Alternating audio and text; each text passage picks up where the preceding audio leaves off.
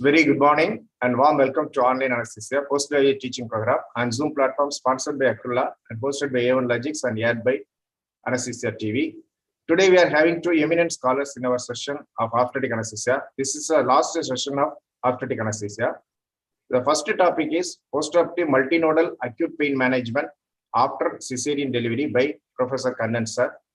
Second topic is guidelines for neuroaxial anesthesia following anticoagulant and antithrombotic drugs by Professor Madhusudanan Upadhyay sir. Today's session is coordinated by Dr. Rajesh J. Prakash. Over to you, sir. Thank you, sir. Good morning, everyone. First of all, I would like to thank both the speakers for spending their valuable time with us in this online teaching anesthesia program to educate the postgraduates. And I welcome both the speakers who are stalwarts in obstetric anesthesia. As Edward sir mentioned earlier, we have two topics. The first topic will be delivered by Professor Dr. M. Kannan about postoperative multimodal acute pain management after cesarean section. Ideal man to deliver such a lecture because he has a vast experience in obstetric anesthesia. He's a former head department of anesthesiology, Tirunelveli Medical College, and he is right now emeritus professor, MGR Medical University, editorial board member of IJA, and a former GC member of ISA national branch. And he had delivered lots and lots of lectures in national, international and state level conferences. And is very known for his teaching the basics in anesthesia, right, especially in obstetric anesthesia. Over to you, sir, Kannan sir, for the topic. Hello. Kannan sir.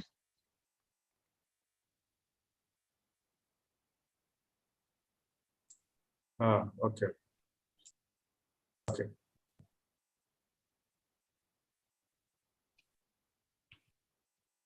Kannan sir? 1 minute, sir. There is a problem in login. Okay.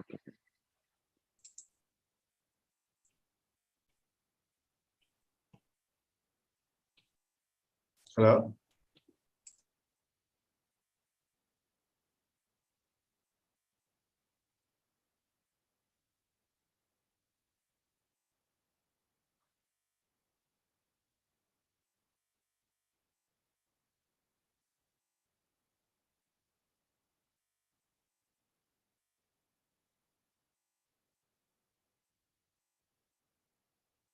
Screen starts. Shall we move on to the second topic first, sir? Okay, we will. Yeah, it is available, sir.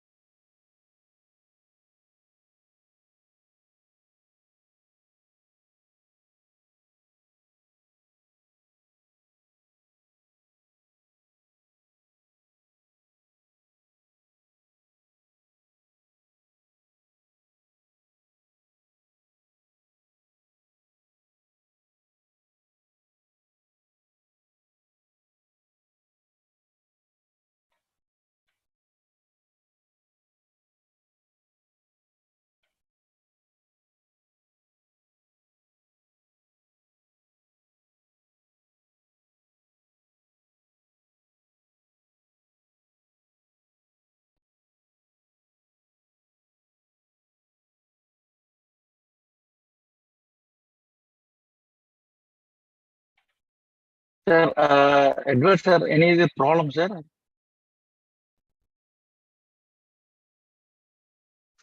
So he is joined. He is not able to unmute. He will start the presentation. Okay, sir. Okay. Kannan sir.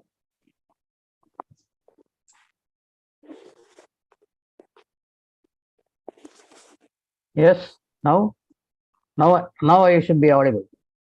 Hello? Now I am Sir, you Yes, are sir. audible. audible, Kannan, sir. Kannan, sir, audible, sir. Welcome, sir. Yes. Kannan, audible, sir. Audible, sir. Yes, You can yes, start with your lecture. yes. I will start sharing. Okay. Sir. Yes, it is visible. Yes, sir. Yes, sir. Yes. I Visible, will go ahead with that. Thank you for giving me an opportunity to talk to the postgraduate and you. The topic is postoperative multimodal acute pain management after cesarean delivery. And you are very well aware, cesarean is the most common surgery done all over the world. And it has been found out nearly 18.5 million surgery has been taking place annually. So you can understand the volume of work obstetricians and obstetric anesthetists are doing every day. Then we can ask why there is a sudden escalation of cesarean delivery. The reason is well known to all of us. That is, the maternal request is becoming the most common one, not only in India and everywhere. Not only maternal request from the family, it at an auspicious time and so on. There is also increased number of high-risk patients. Every day we are following that preeclampsia, elderly preemie with cardiac disease and things like that. And on the other hand, the obstetric medical legal environment is also not very friendly. So many obstetricians prefer to do cesarean, not wait for normal delivery. So all these things leads on to an escalation of cesarean delivery every year. Then the pain after cesarean delivery is something unique, and it is specific for the specific patient. It all depends upon the amount of degree of tissue injury that sensitize the peripheral nerve endings, and also the central pathway is also influenced by the fear, anxiety, and frustration and other things. There are certain unique features in cesarean. That is in the we have to look into the post-operative period. What are those unique features? So since there is pain, if you use a greater opioid and a larger amount of opioids, it will delay the recovery period. So the delay in recovery periods, then it will produce an impedance of maternal and fetal or newborn bonding. All these things may lead on to postpartum depressions. Then also there is a entity very well known to all of us, chronic pain syndrome. That is more of physiological and social and economical disasters because of this chronic pain syndrome. Nowadays, the enhanced recovery that is most widely accepted requires a good postoperative analgesia. That's why the patient can easily get discharged and move around, and these are all encouraged nowadays. So how to identify the woman at risk at severe pain? One thing, a standardized approach to all patients is not appropriate, and as you know, the time to pain to resolve, sometimes it may take 2 or 3 days, sometimes it is estimated up to 95 days. So the variations of pain perception is there among patients who comes for delivery. So how to identify younger age group, perioperative anxiety, patients with perioperative anxiety, and patients with a history of chronic pain. and other psychological factors like separation, frustration, and all these things. These patients are high-risk patients during post-operative period, and they have to have a special look into this problem. And further, special concern for cesarean delivery, unlike in other surgery, preemptive anesthesia cannot be given because you know very well that drugs will cross over the placenta and the fetal depression may take place. So preemptive anesthesia is not always possible in cesarean. Other problem is anesthetic technique invariably for cesarean is exclusively neuraxial anesthesia. So you have to plan our post-operative anesthesia depending upon the technique of neuraxial anesthesia. Third thing, the potential analgesic drug transfer into the breastfeeding neonates is also a problem. But most of the drugs, the dosage with which we are giving to these patients do cross the breastfeeding, and it is very small amount that reaches the fetus, I mean newborn, which has no effect on them. And as early as possible, the transition from the parenteral dose to the oral dose has to be taken place so that the patient can move around, and the early mobilization enhances the mother's ability to independently look after and also the newborn is very much essential for the bonding and discharge of the patient to home. So what is the remedy for this is only the multimodal anesthesia. Of course, multimodal anesthesia is known to all of us present day. What is multimodal anesthesia? We have a lot of drugs that act in the various places, like local anesthesia act in the peripheral nerve endings, anti-inflammatory acts over the peripheral nerve endings, and the local anesthesia in the nerve roots. And again, local anesthesia and opioids acts in the posterior horn, substantia nigra, and centrally the opioids and alpha-2 blockers, they act. So we have a drug that acts on the peripheral nerve ending or the nerve roots or also the central in the cerebral cortex, thalamus. So a combination of drug is used. Using this combination, we provide a superior pain relief and also minimize the opioid drugs so that the opioid related adverse events are to minimize as much as possible. Then it is 1979, first paper was published in anesthesiology about the neuraxial opioids. And these neuraxial opioids are given in few micrograms. They act in the G protein of the opioid receptors and inhibits they act on the potassium channels and allow the potassium to go in, and the calcium channels are blocked.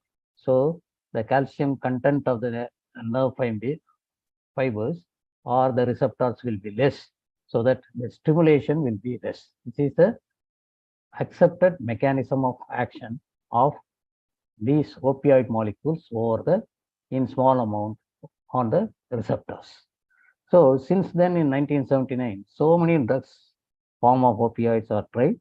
Still, the morphine seems to be the best among the lot.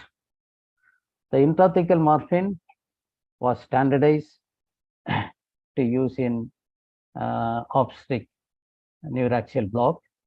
So a meta-analysis done in nearly 22 years ago, and they standardized these procedures, and they conclude that morphine with 100 to 250 micrograms is enough.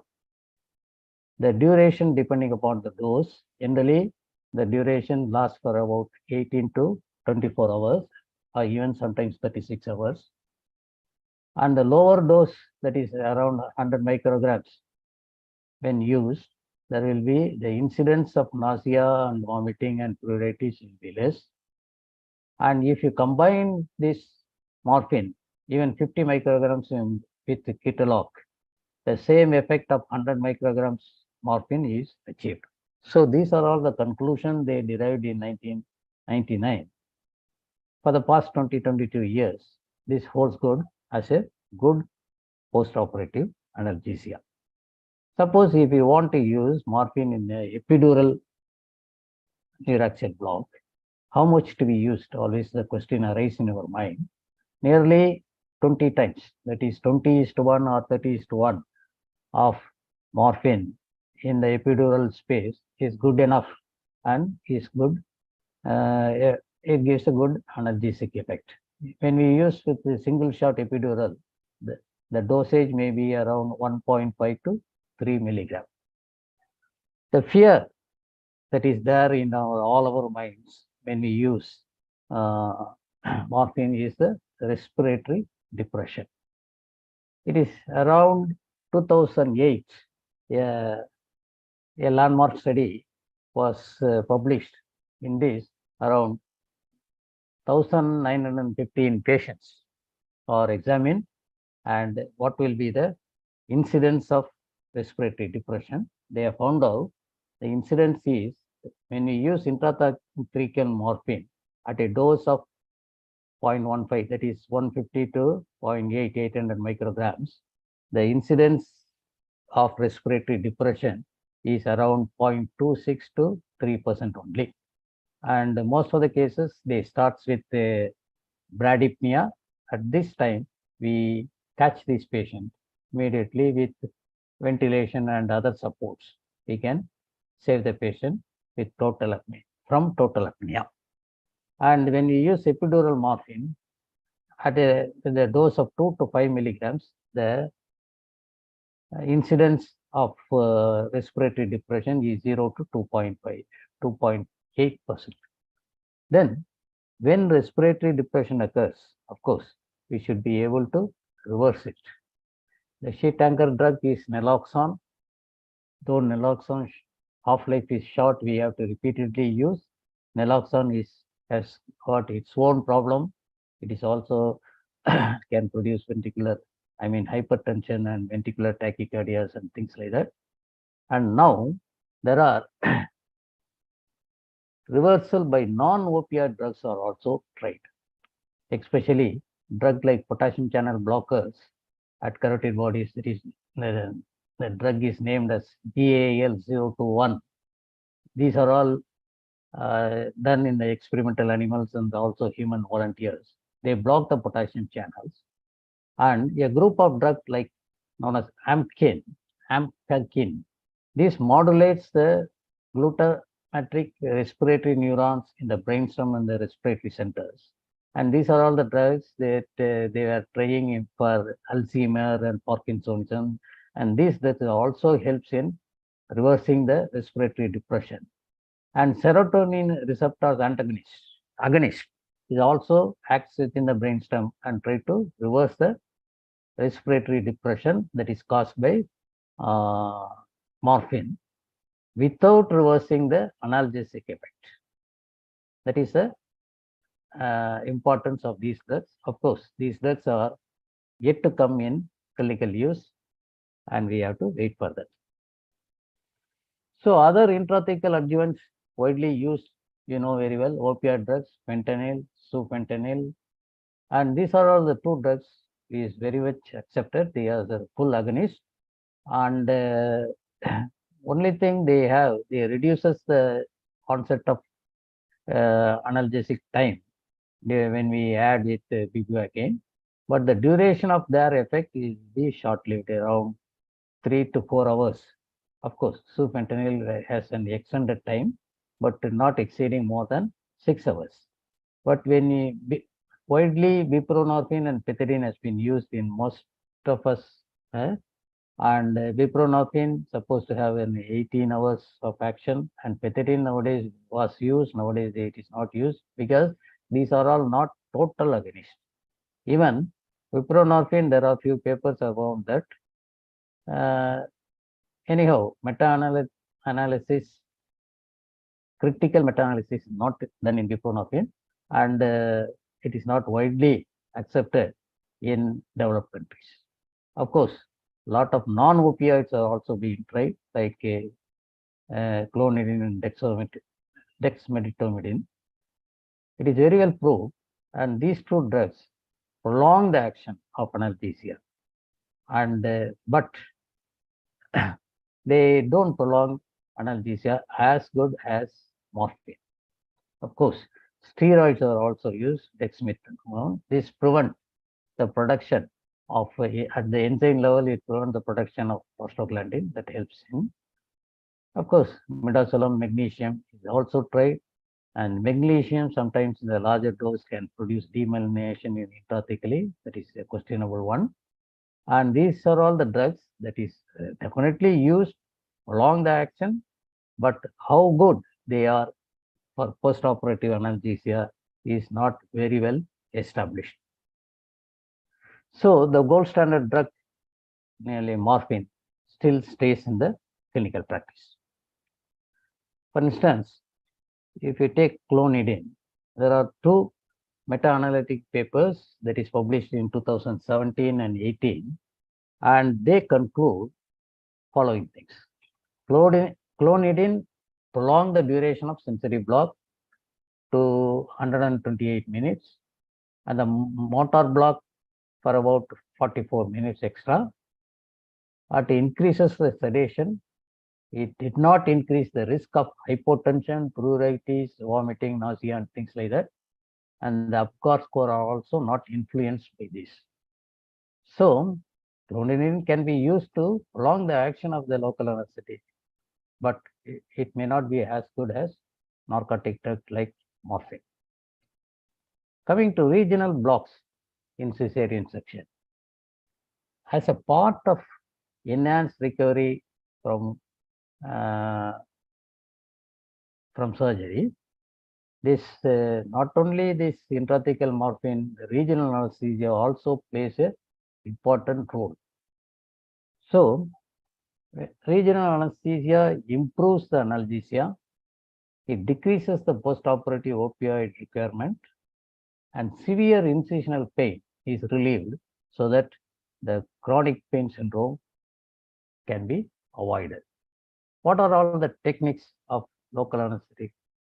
Will be one of the easiest technique will be the local anesthetic with wound infiltration and infusion.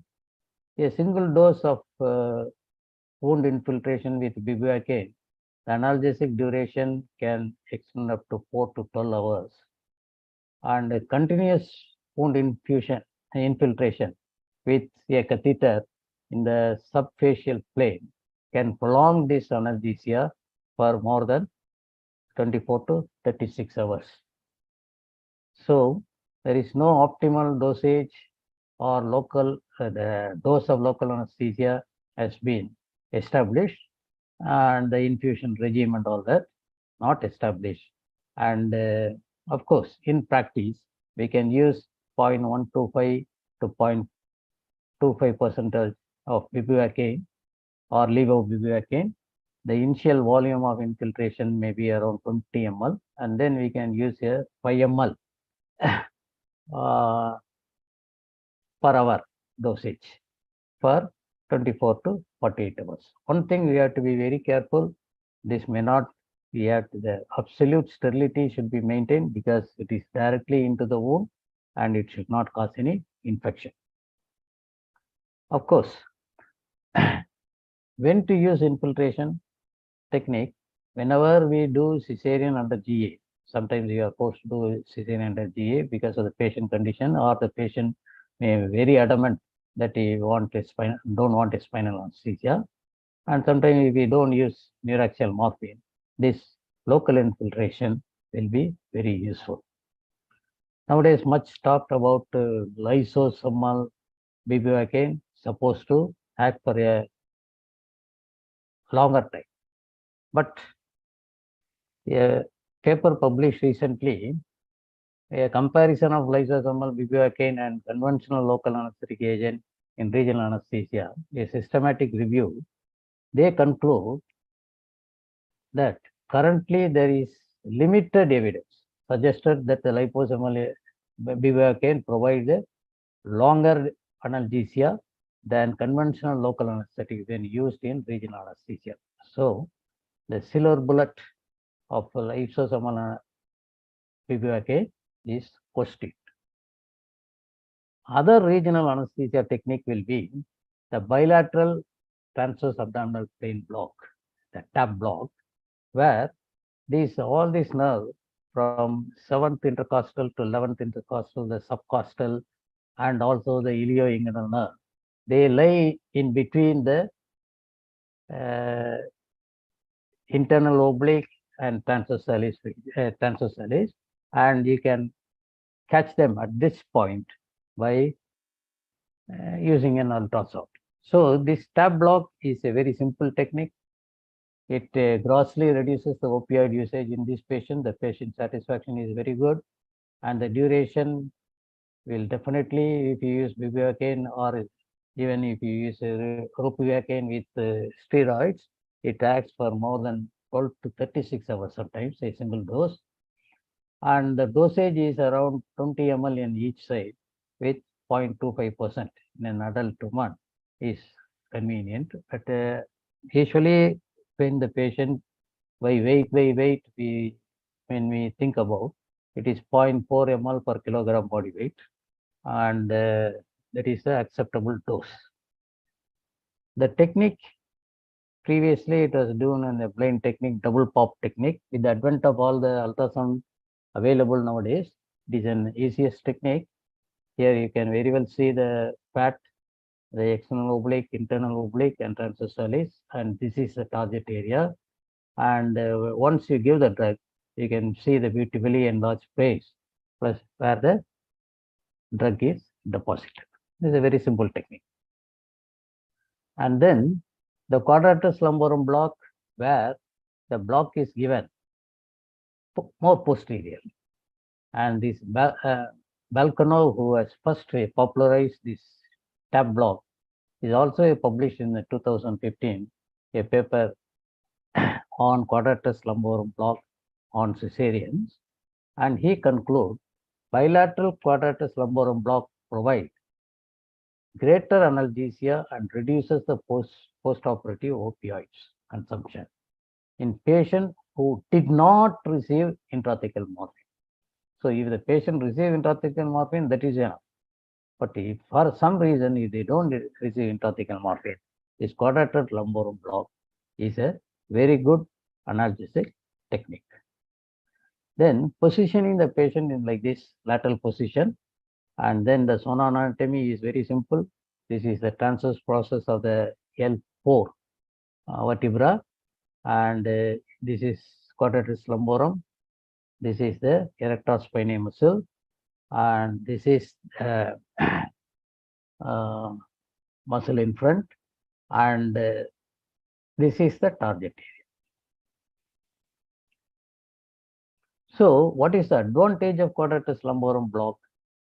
That is, it spreads along the thoracolumbar fascia, 4 or 5 segments up and 4 or 5 segments down, and it is also enters into the intervertebral foramen and block all these segments and stays there for a longer time. Just because it goes and blocks the somatic as well as sympathetic fibers, the visceral pain is also blocked for a longer time. These are all the dye pictures on cadaver and how much they spreads for a larger areas.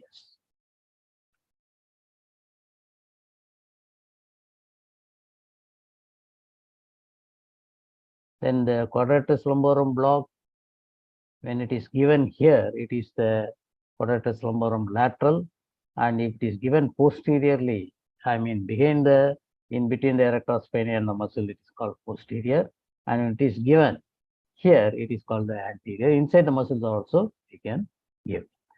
And the quadratus lumborum block,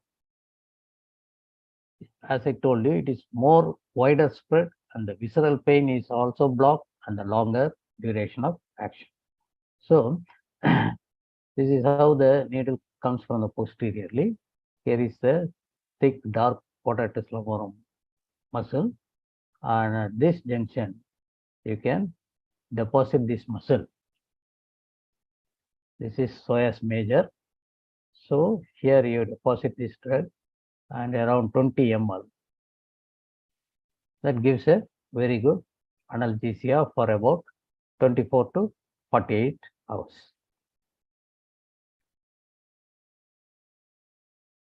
So then the next question arises, neuraxial morphine is good or bilateral quadratus block, which is good for that? So the answer, after a review meta-analysis done in 2020, they conclude quadratus lumborum block was superior analgesic effect when combined with compared with systemic opioids. It reduces the postoperative opioid consumption when you use systemic opioids. When intrathecal morphine is instituted in a patient, it is not administered. So you need not administer bilateral block. So the conclusion is neuraxial morphine and bilateral QL block is good enough. So you need not combine both.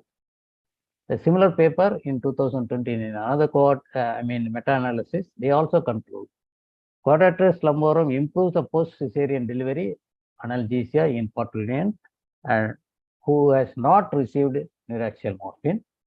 Quadratus QLB block in parturition received neuraxial morphine has no significant analgesic effect. Then comparing this there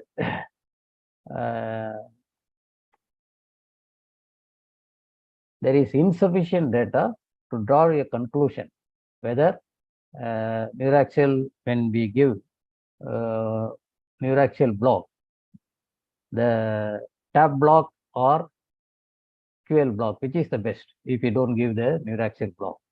There is a insufficient data to conclude which could be the best. In my personal experience, QLB block is better than the TAP block for a duration of action.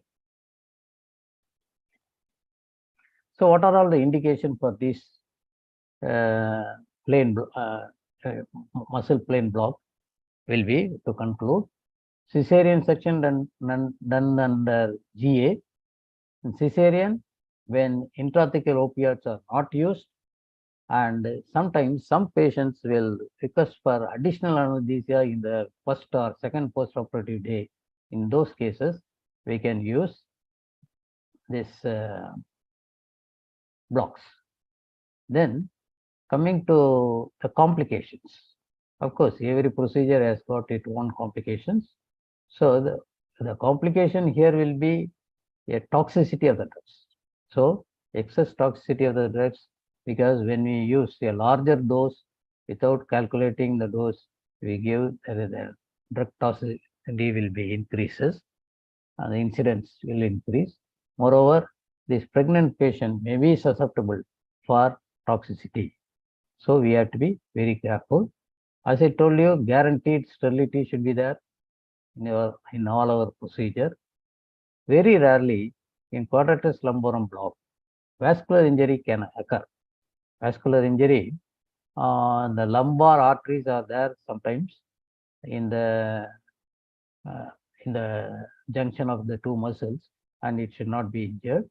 And sometimes if you go deep, it may enter into this next muscle plane and produces the lumbar plexus block. So the patient may not be able to move the limb for a couple of hours more. So that is, and the patient may not like it. Another difficulties we face with quadratus lumborum block will be, we will be putting the patient in the lateral position. So imagine a patient during pregnancy or even after delivery, putting on a lateral position on either side, you require a large manpower to help yourself to do this procedure. Next group of drugs will be our non-steroidal anti-inflammatory drugs. So it is have been in the market in the use for the past 20-25 years. We all know the NSAIDs are anti-inflammatory, inhibit the cyclooxygenase enzyme system, therefore decreases the prostaglandin production. So NSAID reduces the postoperative morphine consumption by 30 to 50%, and the very small amount is transferred in the breast milk. And during the process of enhanced recovery, all these societies like the Society of Obstetric Anesthesia and Perinatology, American College of Gynecology, ACOG, all the societies approve NSAID use as a part of multimodal analgesia system. So it is established that ketalog 30 milligram via intravenous or intramuscular dose is always useful and it can be followed. And of course, we have to choose the patient. The patient, very rarely the patient with renal compromise, we should not use. And even in patients with pre-eclampsia, hypertension, eclampsia patient also, recently it has been used without any side effects. Next group of drug we always use now is acetaminophen, that is the paracetamol. Paracetamol supposed to inhibit the peroxidase, leading to reduction in prostaglandin formation, and it also supposed to interfere with the descending serotonin pathway of pain, and it reduces the 24 hours morphine consumption very much, up to 20% it reduces. Of course, we have to repeat the dose once in 8 hours or 6 hours, depending on the patient condition. And nowadays, this recently published development of evaluation of the obstetric quality recovery score after elective cesarean delivery. So how to validate our procedure, how to know how much we have satisfied the patient. Some way of scoring should be there. This has been evolved. This is by 4 criteria taken like this. Physical comfort. In this subclass, nausea, vomiting, shivering, and whether she has got any dizziness. The emotional state of the patient is also taken into for scoring, whether it is in control or comfortable. And the physical independence, so that she can mobilize independently, take care of this child. And the psychological support, whether she is able to communicate with the staff and family. Like this, 11 points are taken into consideration. And so we know our procedure is really doing good for the patient by this scoring system. Recently, the prospect guidelines for elective cesarean section has been published, and they have got a few recommendations. I have summarized these recommendations. So first thing, we have to identify this patient by taking history, and preoperative anxiety has to be checked in, preoperative pain, all these things has to be evaluated from the patient. And then you have to plan the intraoperative procedures. For instance, very anxious patients, not cooperating those patients, when you give spinal anesthesia, they will be very much dissatisfied. So we have to sometimes resort for general anesthesia.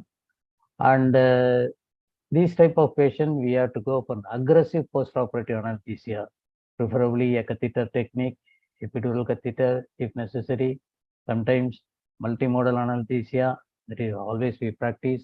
And all these things, aggressive analgesia should be planned in the preoperative itself. Then we plan for neuraxial anesthesia. Then we have to go the standard care, that is, if possible, in all the cases, we can use morphine, 50 to 100 mg. And suppose if you go for epidural, then as I told you, 1.5 to 3 milligram. A scheduled NSAID has to be given.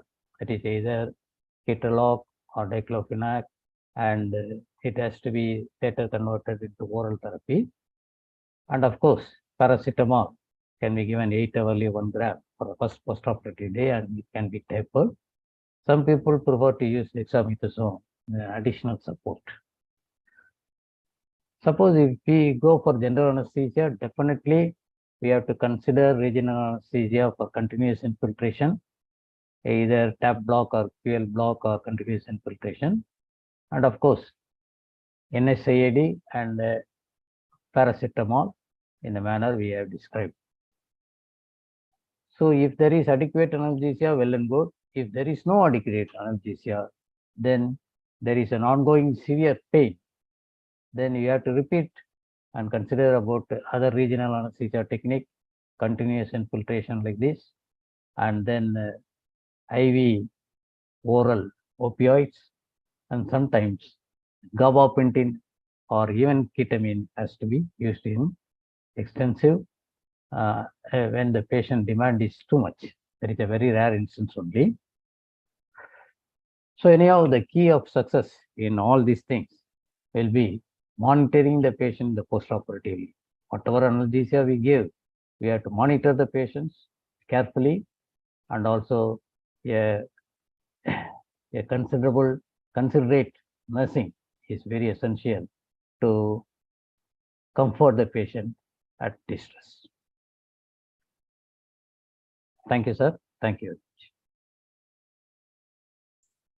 Rajesh, sir. Thank you, sir. Thank you, Kanan sir, for your nice lecture. And you explained all the basic things. And we have some questions in the chat box, sir.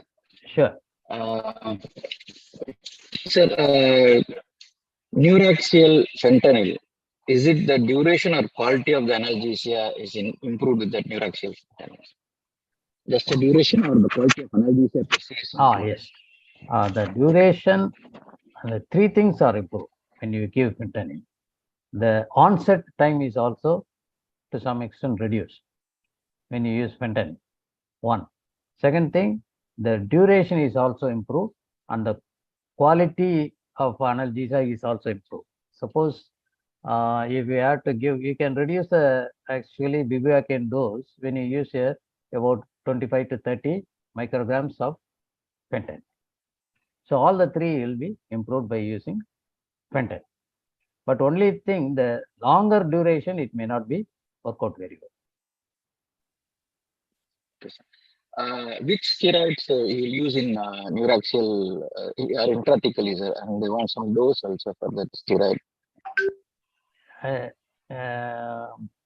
Steroid, always the easily available steroid dexamethasone, and I have not used this intrathecally. I use only in this regional anesthesia technique. Even epidural I have not used, but it is believed if you use even if you use intramuscularly in somewhere else, this does not require at the site of analgesia. The general dose of the steroid itself is supposed to reduce the prostaglandin production itself. Sir, ideal time to perform the tap block, whether it is a preoperative or postoperative. So for all other surgeries, we can say it's preoperative. But cesarean, it is difficult. You have to do it postoperatively at the end of surgery only, for the obvious reason. Right. Yes. So that quadratus lumborum, we have. Hello, Shiva? Yes, I can hear you. Oh, so actually, I had asked because recently, when performing some tab block in the post-cesarean period, it was difficult to identify the muscular planes. Yes, sir. The needle and the yes, that was the difficult. That is why I had asked, sir. You are exactly right. So it is very, very difficult. Sometimes it is impossible to identify the plane, especially in the tab block, because the muscle is edematous and the fat is edematous. And after the surgery, the tab block is very difficult unless you have an experience in doing that. Very difficult. But QLB block is better. It is easier. And only thing, the difficulty is positioning the patient after the end of surgery. You require at least 2 or 3 persons to help. And that is a difficulty. Thank you, sir. Sir, in that Rajesh. QL Rajesh. block. Yes, sir. Rajesh, one sec. This is in relation to a prior question where you asked about steroids, intrathecal steroids. Intrathecal steroids for analgesia, they meant. Yes, sir. That is what the question has been asked by Dr. Prema about. I always thought intrathecal steroids are used only for radiculopathies. That too, very rarely it is indicated. When you have transforaminal epidural steroid injections, even intrathecal, we don't use it. But generally, I think intrathecal steroids are not additives for post-op analgesia.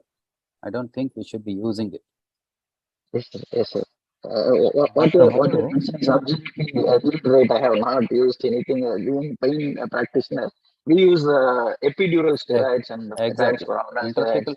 No, there are historical references of intrathecal steroids, but I think let it stay there. Intrathecal steroids as such for postoperative pain relief for cesarean is not indicated. Because Nowhere, at this point, it's not indicated anywhere. Yes, not at all. It is also dangerous sometimes. When we add for these regional blocks, we can add. That is obviously yes. Yep. It is meant for chronic pain, chronic regional pain. Yes. Sir, regarding that quadratus lumborum block, we have three approaches, sir. Which one will be ideal for cesarean section? Whether it's a posterior or lateral or anterior? So by practice, because I do practice this for almost all the laparoscopy cases I do. So I find this intramuscular plane, that is anterior, is easier and more comfortable than the posterior one. Because I don't know whether I am comfortable or I have not analyzed it. But of course, the lateral will cover less only. Only this posterior and the intramuscular anterior will extend into the vertebral foramen, and as much people claim it goes up to the epidural space. Lateral will not have that much of spread, it is believed. Sir, QL versus tap block. Which one will be you quadratus lumborum versus tap yes, block? Because yes, I prefer QL block because the visceral pain is also blocked very well, and it stays for a longer period because it goes into the vertebral canal and things like that. So probably the absorption is very much delayed. Whereas in tap block, the absorption of the drugs from the site is very fast. It acts only for 8 to 12 hours at the maximum. But QL block goes for up to 24 hours, especially when you use, suppose if you use ropivacaine instead of bupivacaine, it acts for a longer time. Sir, when we select a regimen of opioid-free analgesia, so where we cannot use intrathecal morphine, so what type of anesthesia or analgesia you will prefer? I prefer QL block. QL block. Okay, sir. Will there be any difference in the postoperative pain relief or side effect profile when we use long-acting lipophilic opioids versus hydrophilic opioids in the cesareans? I have no idea about that. I have no idea. Okay, sir. And, sir, regarding the fentanyl or buprenorphine patches cesarean section. So that I always discourage, because discourage it, because it takes up action for 3 to 4 hours, and if you don't want, if you remove the patch also, it acts for 3 to 4 hours. It is very difficult to reverse those things. So fentanyl patch and all these patches are meant for chronic pain of some palliative treatment or some, not for cesarean, not for cesarean. Sir, intrathecal buprenorphine in pregnant patient, is it okay to use it? Intrathecal buprenorphine. Yes. Intrathecal buprenorphine has been used all over India by all anesthetists. But only thing, meta-analytic studies has not published properly. Okay. So that is a problem. So will that be superior to intrathecal morphine? So anybody who publish, we welcome it, because I also use buprenorphine, but I have yet to compare with in a systematic way. So that is the thing that is lacking. So you youngsters can do that. Magnesium sulfate. Magnesium, role of magnesium sulfate in post-op pain relief for cesarean. Yes. So it is believed sometimes some neurological problem occurs in when you use magnesium intrathecally. Some people believe this, and those people who discourage them using intrathecally, but they say you can use it epidural. So whenever somebody says is intrathecally, it may produce some degeneration. We are all little bit scared to use this drug. So IV which one also is it? magnesium sulfate, I can use in IV also. Intravenous only. Yes, sir. Intravenously, you use it to reduce the, improve the analgesia. The multinodal analgesia. Yes. Okay. Sir, FDA approved drug for intrathecal adjuvant in pregnancy.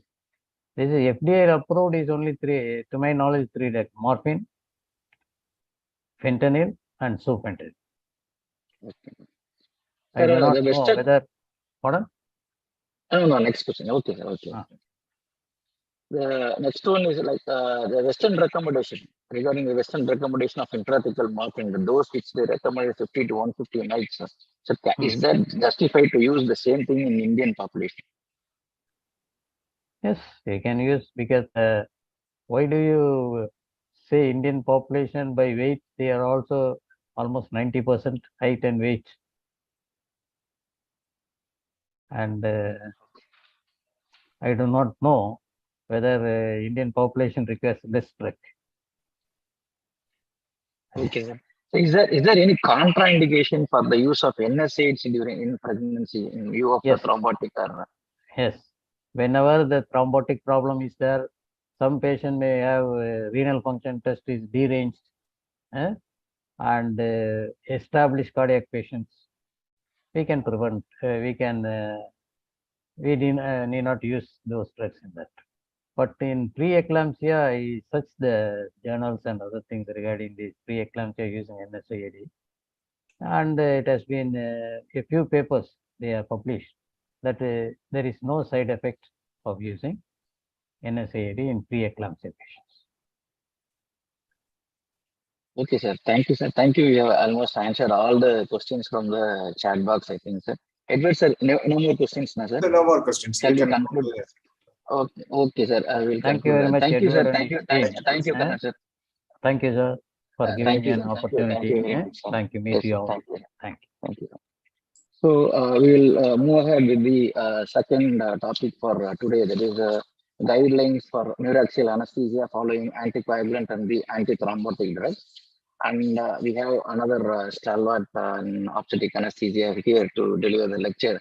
And real proud moment of my life to introduce my favorite teacher in anesthesia to this forum, Dr. Madhusudan Upadhyay, alias Madhu sir, our favorite Madhu sir, is a professor from KMC Mangalore, and a very eminent teacher in motivating and inspiring the postgraduates, creating many stalwarts in the field of not only in anesthesia, in pain medicine, critical care medicine, and emergency medicine.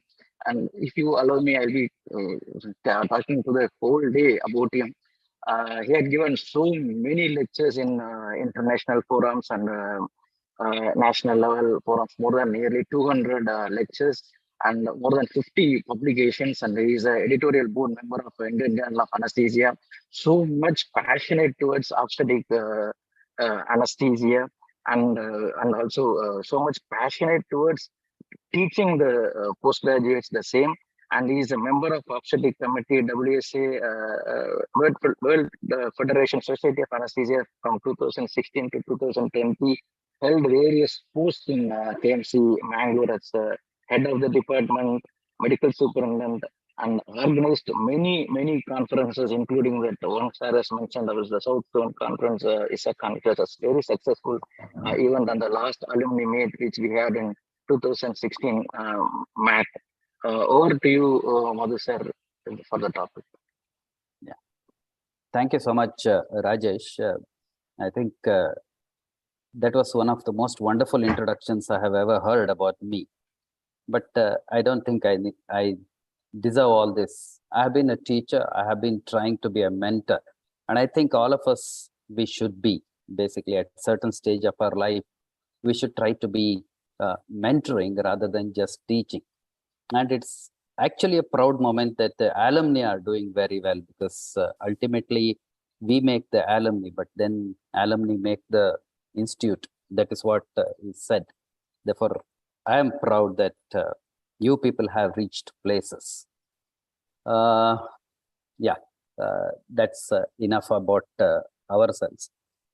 Thanks very much, Edward and Rajesh, for having invited me to talk on this very important topic. But let me apologize in the beginning that I'm not focusing only on obstetrics. I'm only talking about the ASRA guidelines in general, and I will speak about obstetrics as and when is required, and then finally I will take questions as usual. Because if I speak about anticoagulants and regional anesthesia and obstetrics, the talk would be over in 10 minutes, 15 minutes. Yeah, therefore I thought I would make it a little more exhaustive. Over the next 45 minutes, I will talk to you guys about how to avoid the hematoma in the spinal canal. Basically, the spinal canal hematomas, whether it is epidural or intrathecal, they have disastrous consequences. Basically, because when you fail to detect the hematomas or the features following the compression of the spinal cord or the nerves, the consequences of paraplegia can be disastrous for the patient and then for you professionally, because it's very difficult to answer the legalities, legal experts when it comes to the criminal court or the consumer court. You hardly have time, because usually what happens is when the patient complains of increasing depth of sensory blockade or increasing depth of motor blockade, you tend to shy it away, wash it off, saying that it might be because of the local anesthetic, and that you start blaming the local anesthetic drug which has gone into the subarachnoid space or into the epidural space. But when you realize that it is neither because of the local anesthetic or whatever, then the time is too little at our disposal. Unless you detect the hematoma within the first 8 hours of hematoma starting developing, the patient will survive with the after effects. The patient will have forever will be cursing you for the paraplegia or paraparesis which you give the patient. Even if the laminectomy and evacuation is done after 8 to 24 hours, the results may not be that good. You have to detect and treat within the first 8 to 24 hours, then only the patient will have better outcomes. Therefore, I will focus on avoiding the hematoma, whether it is obstetric practice or otherwise. And unfortunately, when we grew up, we didn't even have clopidogrel in the market. Therefore, now not only the clopidogrel, we have a host of anticoagulants and fibrinolytics in the market. Therefore, every practicing anesthesiologist should be aware of the effects and the half-life, and finally, how to reverse any of these drugs' effects. Everybody should be aware and should be practicing the right things. There's no place of complacency in treating the patient or anesthetizing the patient when the patient is on an anticoagulant.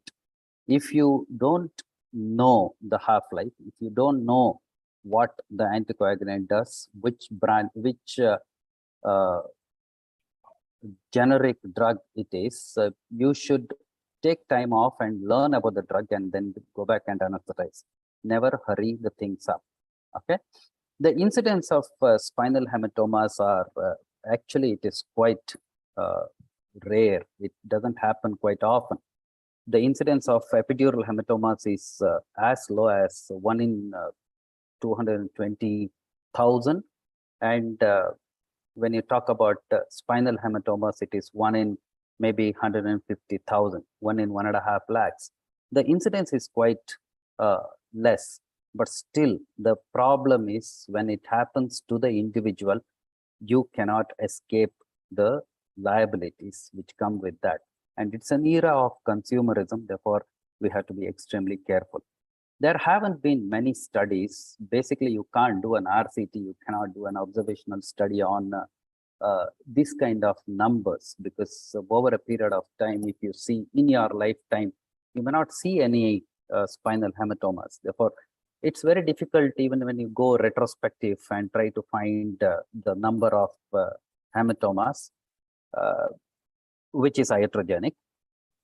It's very difficult to have an RCT. It is very difficult to have.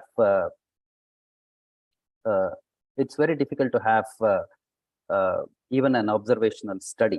That is why even the ASRA, or American Society of Regional Anesthesia and Pain Medicine, or its equivalent on the European side, ESRA, they have come up with the guidelines, but most of the recommendations on the guidelines, they are not based on RCTs or systematic reviews or meta-analysis. As I said, it is not possible to have them. Therefore, the level A evidences are lacking, even when you talk about the ASRA guidelines. But be assured that in the court of law, you can always quote the guidelines.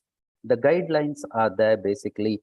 There are a lot of instances where the judges or the lawyers ask you about the guidelines. Do you have recommendations, guidelines regarding this particular issue in our country? That's why, though Indian Society of Anesthesia has been looking at developing guidelines for various aspects of anesthetic, we have already published a few, including the fasting guidelines. But unfortunately, the regional anesthesia and anticoagulation hasn't been prepared yet. Unfortunately, I'm also a party to that. We have been a little slow on developing the guidelines. Hopefully, in another 2 to 3 months, we will come up with the guidelines and then publish them in the Indian Journal of Anesthesia. And then maybe practicing anesthesiologists can quote them when it comes to that. Therefore, right now, we'll focus on the ASRA guidelines, and people can also refer to the ESRA guidelines, European Society guidelines. And there is not much of a difference, maybe some subtle changes from the ASRA guidelines. But I think the periodic changes in the ASRA guidelines, I think we have been following them.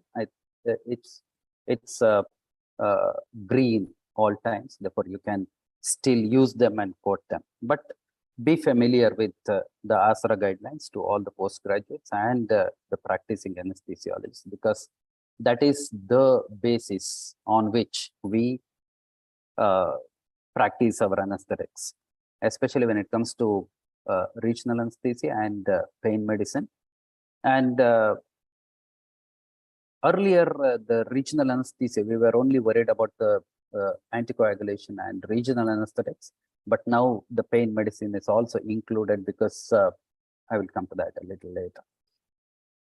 Unfortunately, as I said, there have been a lot of anticoagulants and fibrinolytics in the market, and it's actually has caught up the fancy of most of the cardiologists to start the patient on the newer agents. I really don't know the rationale why they choose a particular drug over another one. But then you also have a bunch of general practitioners, general physicians, and cardiologists who put the patients on prophylactic clopidogrel and aspirin. That is where you actually get killed. you may miss because when you ask about the comorbidities with the patient will say, I don't have any comorbidities. And then when he takes out from the pocket, the drug list, it has clopidogrel. Why was it started? He said, you are 65, it is better to have. That is what will land us in trouble when we anesthetize. But anyways, that's part of the game, and we have to move on with the fancies of the other physicians. Obviously, when the patients come with anticoagulants, patients are managed with anticoagulants. That's an increased risk of hemorrhagic complications. I've been talking about that only till now. And there's a chance that the patient develops vertebral canal hematoma. And as I said, the permanent neurological complication is possible if it is not rapidly recognized and treated. Please remember the postgraduates, there are two deadly events which can trouble you. One is epidural abscesses, when you are not sterile enough, when you invade into the epidural space or the subarachnoid space, and then the vertebral canal hematoma.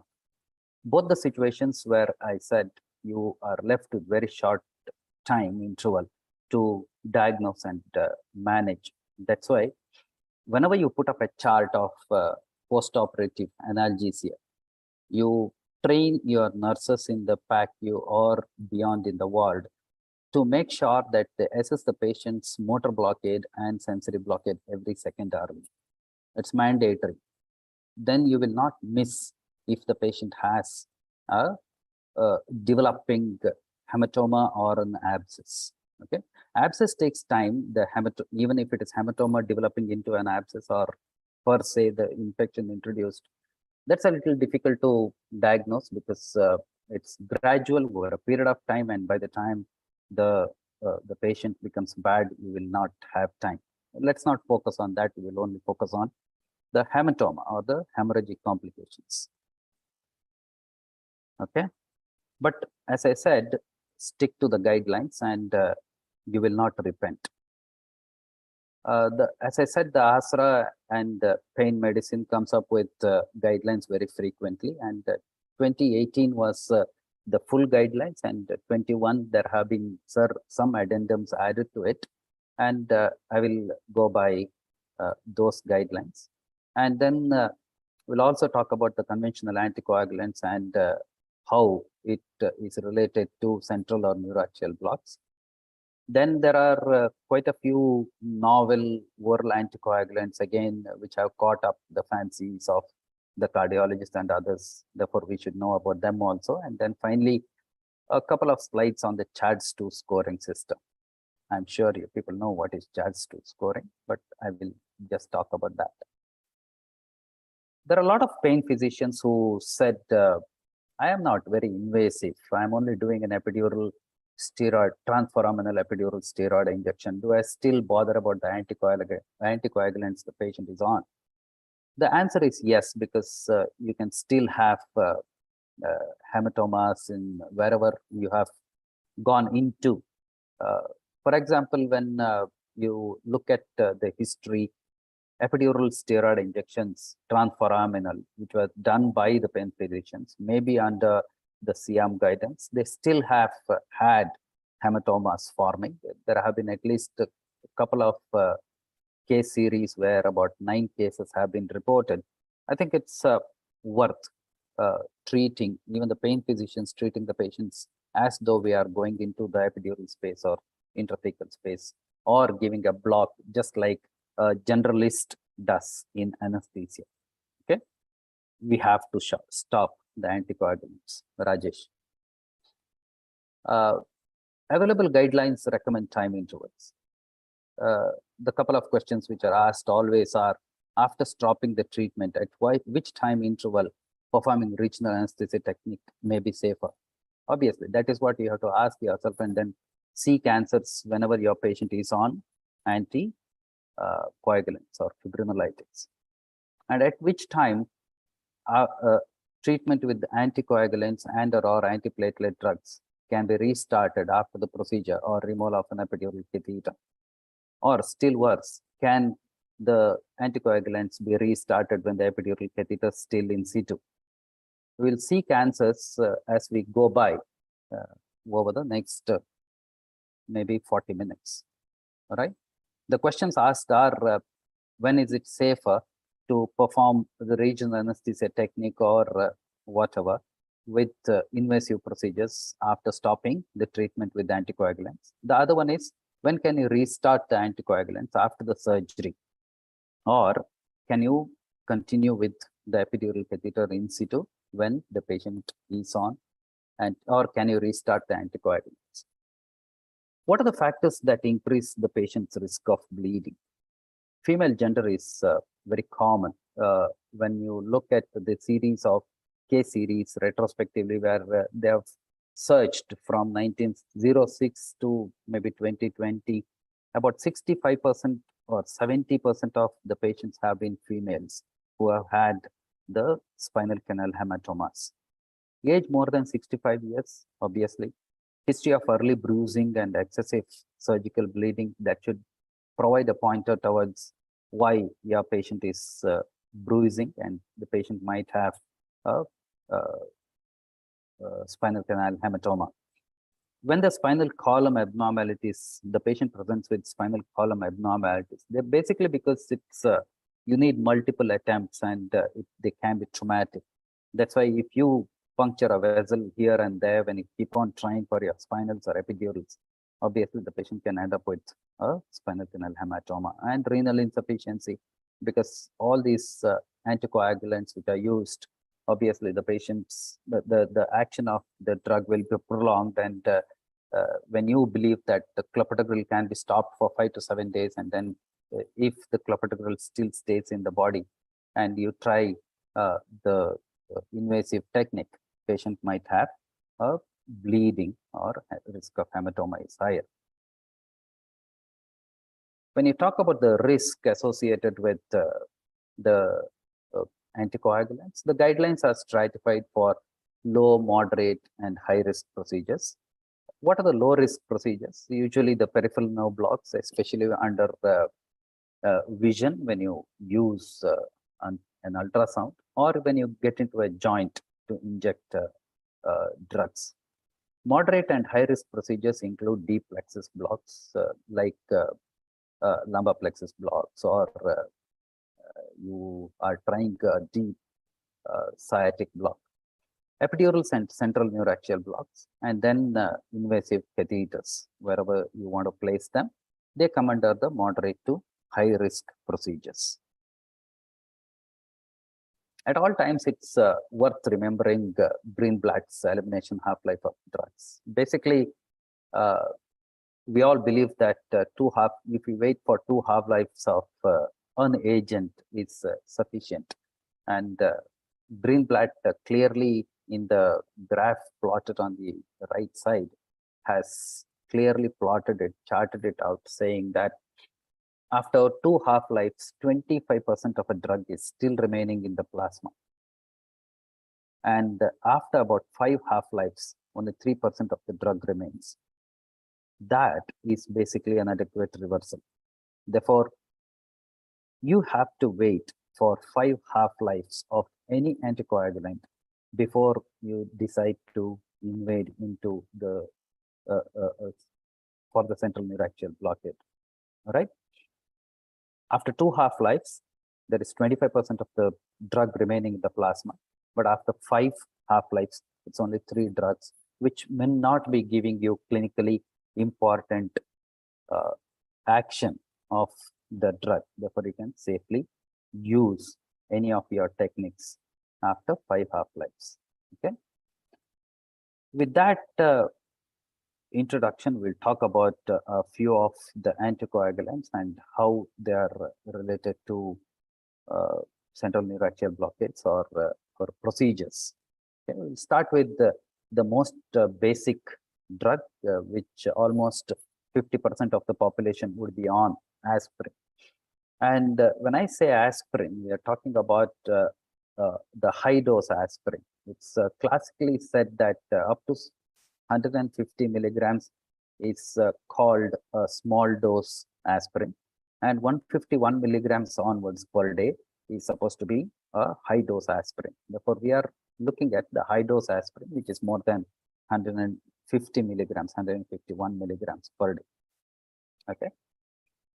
On any given, at any given time, 10 to 15% of the circulating platelets are normalized each day after the discontinuation of the aspirin therapy. 10 to 15% of the circulating platelets become normal because that much is secreted every day, produced every day. And 4 to 5 days after the discontinuation, you should have about 50 to 60% of the circulating platelets, which are unaffected by the aspirin. Because aspirin and NSAIDs inhibit COX, cyclooxygenation, cyclooxygenase enzyme, which prevents the formation of the potent platelet aggregation of thromboxane A2. They are indicated at low doses for primary and secondary prevention of stroke and myocardial infarction. Therefore, generally, what you use, the aspirin or even the NSAIDs, small dose is for prevention of stroke and myocardial infarction. That is why, as I said, most of the people come with the aspirin nowadays. Aspirin affects the platelet function for the duration of the platelet life, but NSAIDs affect the function only temporarily. For the ASRA guidelines recommend no additional precautions in patients treated with these medications before the central neuraxial blockade performance. And we, the anesthetists who perform regional anesthesia, the guidelines are to continue the therapy, but the pain guidelines are the same for low risk procedures. But if it is too invasive for the pain procedures too, you are supposed to stop the aspirin and then you can perform the procedures. But moderate to high risk procedures are more problematic. ASRA recommends that you discontinue aspirin for 6 days in primary prophylaxis and 4 days for secondary prophylaxis. Depends again on the dosing, and if the dose is small, you can you still stop for a moderate or high risk procedure for 6 days. Platelet glycoprotein 2B and 3A receptor antagonists, tirofibam, abciximab, eptifibatide are the examples. They are the platelet glycoprotein 2B and 3A receptor antagonists. They inhibit the platelet aggregation via interference with platelet fibrinogen and platelet von Willebrand factor binding. The time intervals are based on the time to return to normal platelet aggregation. The intervals basically are longer for abciximab, 24 to 48 hours, than for eptifibatide and tirofibam. That's about 4 to 8 hours. Therefore, if your patient is on abciximab, you have to stop for more than 48 hours before the patient is ready for your regional anesthesia. All right. The most commonly used drug is P2Y2 inhibitors, and the examples are clopidogrel, prasugrel, and ticagrelor. They inhibit the platelet aggregation, and regional and pain guidelines are the same for discontinuation of these drugs. However, each drug differs slightly. They're safe to resume in 12 to 24 hours post-surgery, but it takes several days for P2Y2 inhibitors to reach the peak effect. But still, do not resume a loading dose or peak effect will occur too quickly. And if the spinal anesthetic has been given or epidural has been put in, the patient can start bleeding if you give a loading dose. If you start the regular oral dose after 12 to 24 hours, the chances that the surgical site bleeding or bleeding into the subarachnoid space or epidural space is not that significant. Okay. Basically, the P2Y2 receptor antagonists include the thienopyridines like clopidogrel, prasugrel, ticlopidine, and then there are non-thienopyridines like ticagrelor and cangrelor. The ASRA guidelines recommend discontinuing all these drugs, excluding the cangrelor. for 5 to 7 days before receiving a central neuraxial blockade, 10 days for ticlopidine. When the patient is on ticlopidine, make sure that the patient is off for 10 days. The new trend, what I'm sure everybody would have been going through this, even the cardiologist who is treating the patient would say 3 days if he is off clopidogrel, that's enough. I don't know where this 3 days have come in the guidelines, which are non-existent. Therefore, don't fall for it, even if the 3 days stoppage has, if you believe, has legal implications. It's not, because the evidence says that it is 5 to 7 days, all right? Therefore, minimum of 5 days and better is 7 days. Bridging therapy is a completely different ball game. It depends on what the patient, why the patient is receiving the clopidogrel.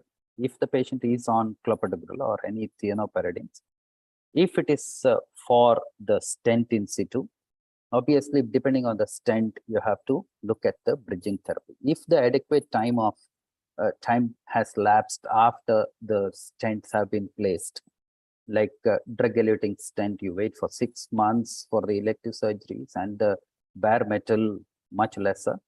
But still, after the 6 months have elapsed after the drug-eluting stent, you still have to stop the clopidogrel for 5 to 7 days, but you may not look at the bridging therapy, which may not be needed. If it is within the first 6 months, depending on the seriousness of the condition, whether the surgery is badly needed, then you can look at the bridging therapy, right? Cangrelor should be stopped 3 hours prior to the administration of a neuraxial block. And as I said, non-loading dose of clopidogrel, prasugrel, ticlopidine, or whatever can be given immediately after the catheter removal or block performance. Okay, we'll talk about the epidural catheter in situ and a little later with all the drugs.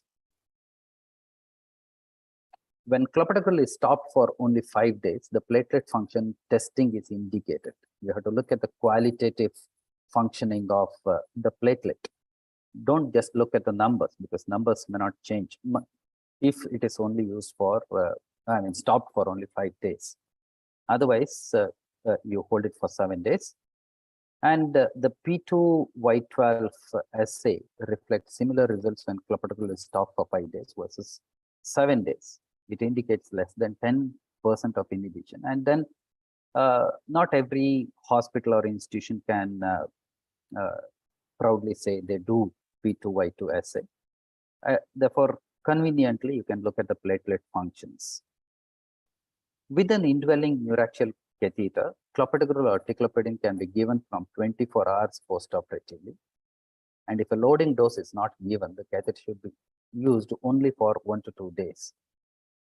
A word of caution, there have been case reports of MI, myocardial infarction, 6 to 7 days after clopidogrel was stopped. Therefore, immediately after the post surgery, when the risk of bleeding comes down, you should be starting the conventional dose of clopidogrel or any other P2Y2, Y12 agents. Talking about the warfarin, we all know that warfarin inhibits vitamin K dependent clotting factors 2, 7, 9, and 10 synthesis. And ASRA guidelines recommend a normal INR, which is less than 1.1. And administration of the drug with a neuraxial catheter in place is acceptable with caution. For example, neurological observations of sensory and motor function, which has to be done very frequently. As I said, if possible, every second hour, when the INR is around 1.5 to 3. And the catheters can be removed with an INR of less than 1.5 and continued neurological observation for another 24 hours. And beyond that, there is not much of a risk that the site where the catheter has been sited bleeds. Therefore, you observe for 24 hours and then can be happy. Can warfarin be reversed?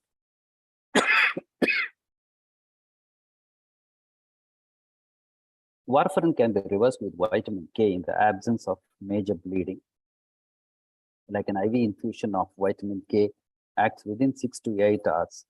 And you can also prophylactically, if the warfarin has been stopped for 5 days, you can, if the INR hasn't normalized, you can also look at oral vitamin K. And as far as possible for an elective surgery, don't try the shortcuts like reversal with vitamin K. And you do that even after, maybe after the INR refuses to normalize, even after 5 days of stoppage of coumadin derivative, that is warfarin. Okay.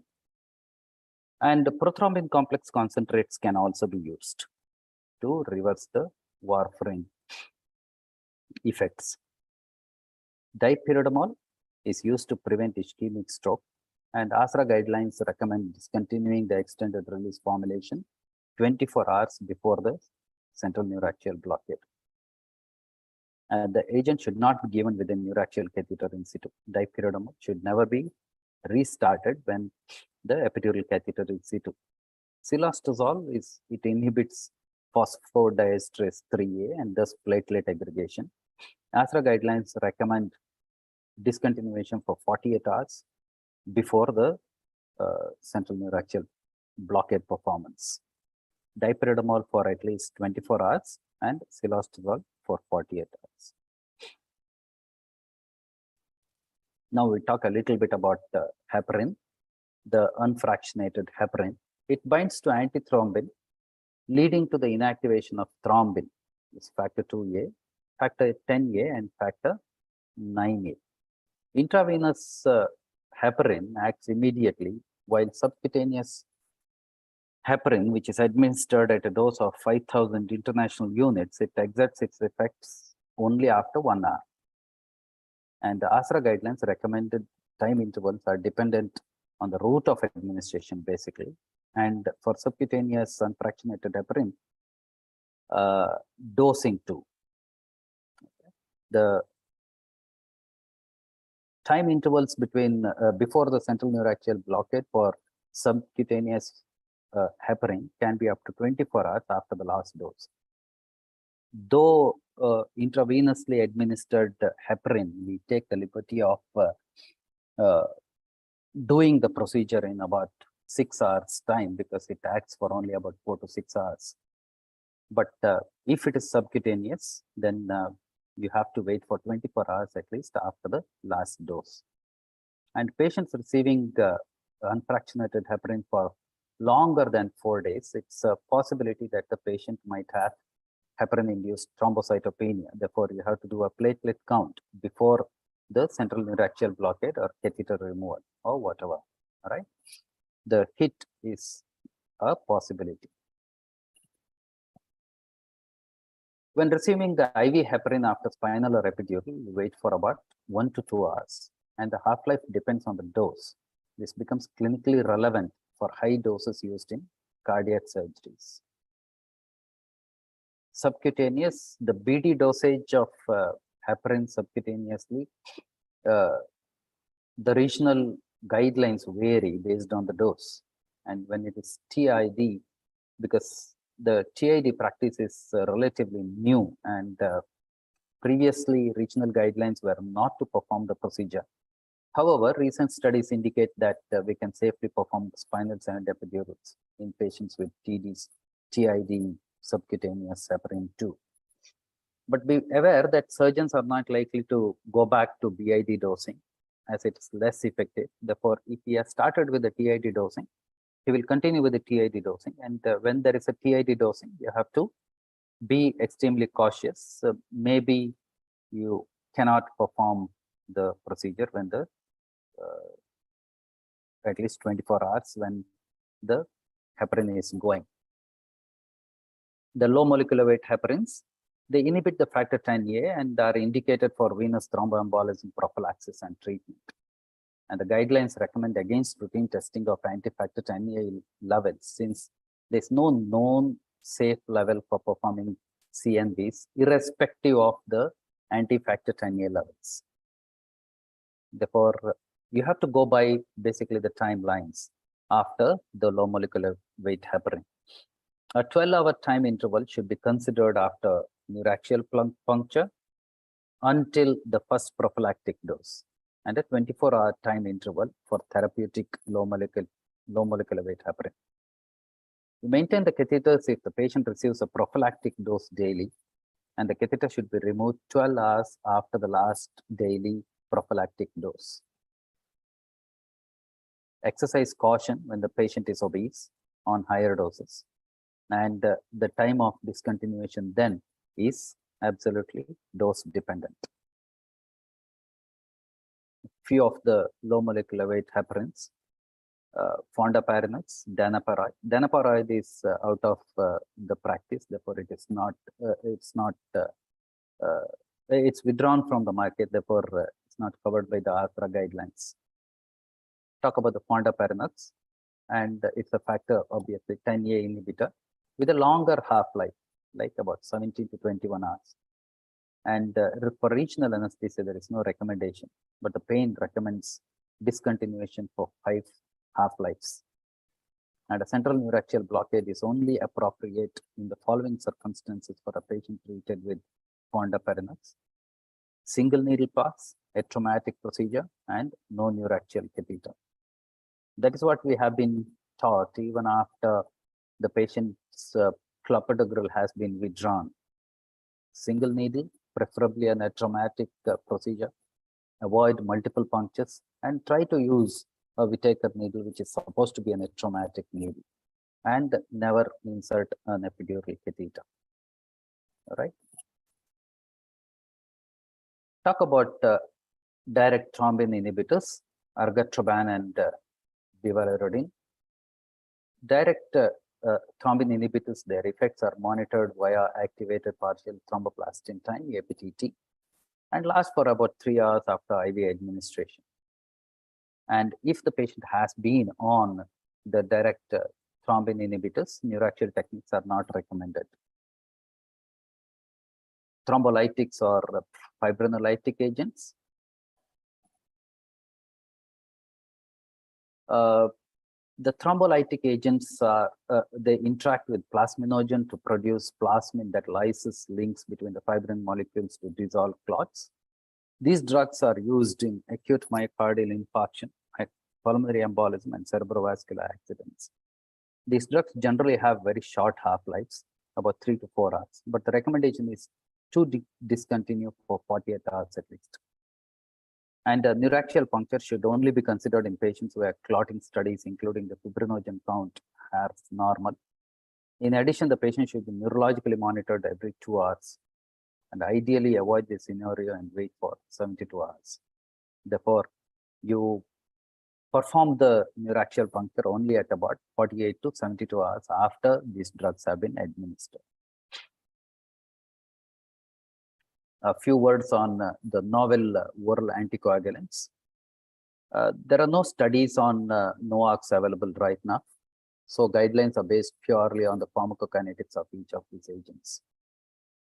ASRA basically decided to use the 5 half-lives to determine when NOACs are discontinued, because only 3% of the drug will remain in the plasma at the end of 5 half-lives.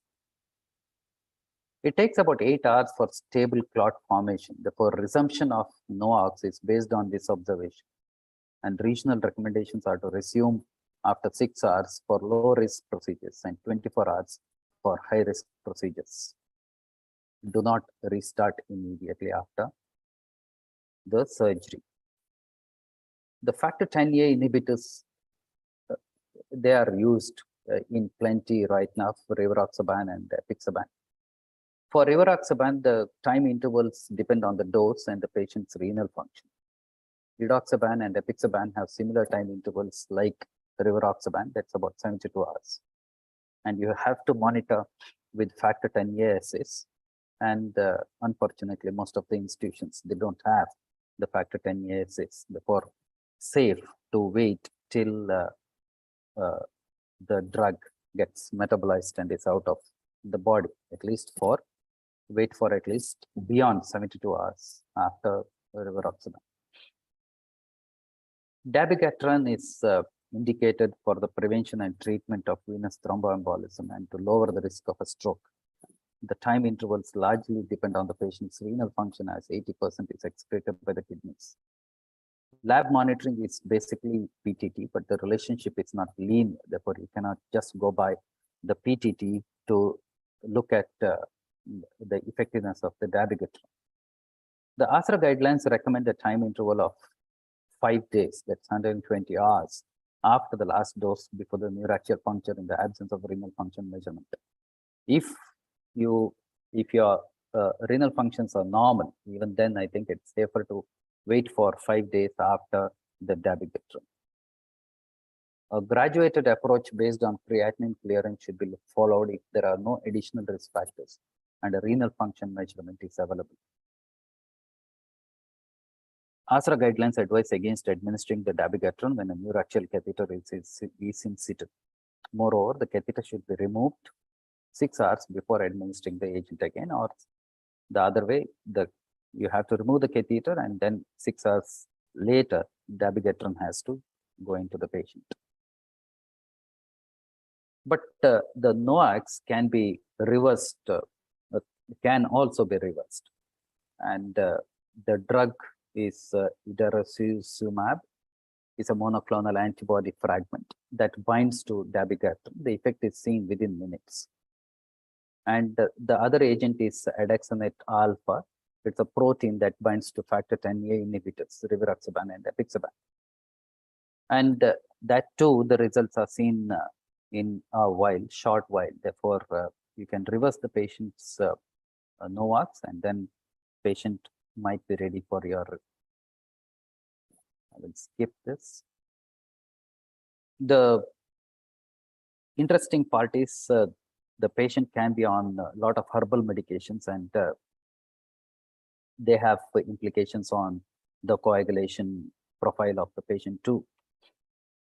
And regional guidelines, they are to continue the herbal medications if they are really needed. But for moderate to high risk procedures, if the patient is on garlic, high dose of about 2000 milligrams a day, it has to be discontinued for 7 days. And the other agents, ginkgo biloba, check platelets, and dongquai, it potentiates warfarin. You have to measure the INR, and danshin, again, it affects the warfarin elimination. And INR is to be checked. Therefore, a lot of herbal medications can interact with bleeding. A little on the antidepressants. Only SSRIs need consideration, as their antiplatelet effect is the same as ibuprofen. And the regional guidelines are to continue, and pain recommends discontinue for 1 to 2 weeks, except for fluoxetine. Fluoxetine has to be discontinued for much longer time, about 5 weeks, before regional technique or the pain procedure is contemplated.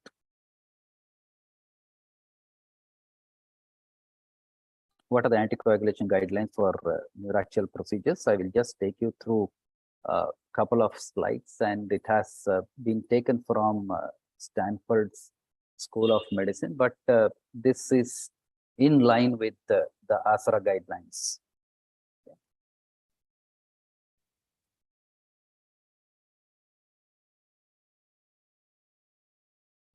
Look at the traditional anticoagulants first. Start with warfarin. Warfarin, you cannot try regional anesthesia nor a catheter placement when the patient's INR is, you try only when the INR is less than 1.5. But patients with indwelling neuraxial catheters, it's not, it's contraindicated.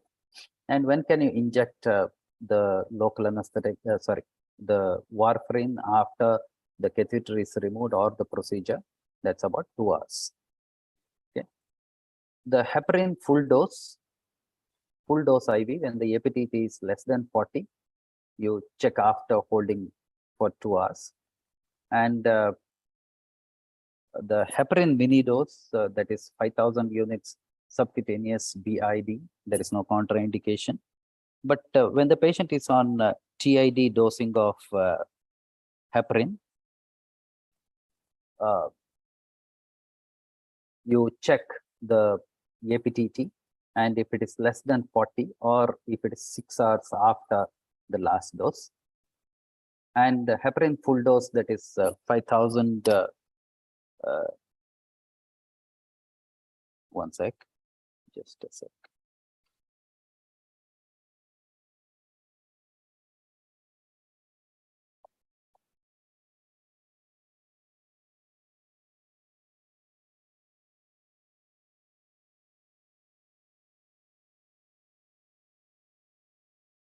When the APTT is 40 or 6 hours after the last dose, or heparin full dose more than 5,000 units subcutaneous BD or TID, but you check the APTT and it has to be less than 40 or 6 hours after the last dose, you can safely try regional anesthesia technique or neuraxial blockade.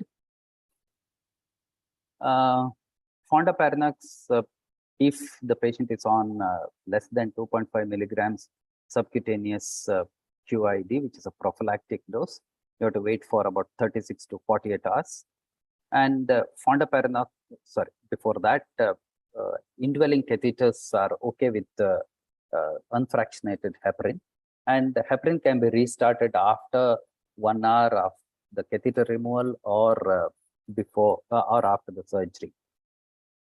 Coming to fondaparinux, 2.5 milligrams, if it is less than 2.5 milligrams subcutaneously 4 times a day, as in the prophylaxis, you can do neuraxial blockade in about 36 to 42 hours. And when the patient is on 5 to 10 milligrams of subcutaneous fondaparinux, which is the full dose, the regional technique is contraindicated. And enoxaparin 1 milligram per kg subcutaneous BD, you have to wait for 24 hours. And enoxaparin 40 milligrams subcutaneous BD or QID, you have to wait for at least 12 hours before you attempt spinal injections or epidural. But you cannot have an indwelling epidural catheter when the patient is still on antithrombotics, or when the antithrombotics have been started. And the fondaparinux full dose or prophylaxis, you can restart after about 6 to 12 hours after the surgery or after the catheter removal. And 24 hours after enoxaparin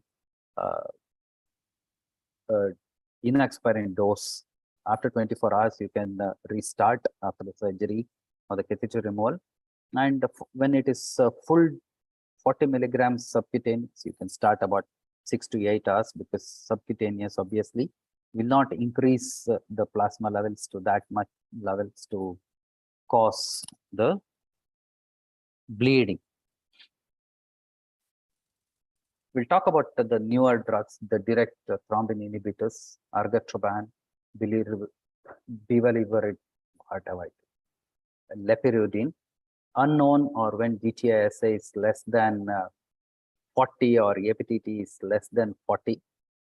And dabigatran, you wait for 7 days before you attempt a regional anesthesia technique. And the drug cannot be given to the patient as long as the catheter is in situ. And when do you restart? It is basically unknown. Oral antiplatelet drugs, when the patient is on aspirin or NSAIDs, you can give, there are no time restrictions.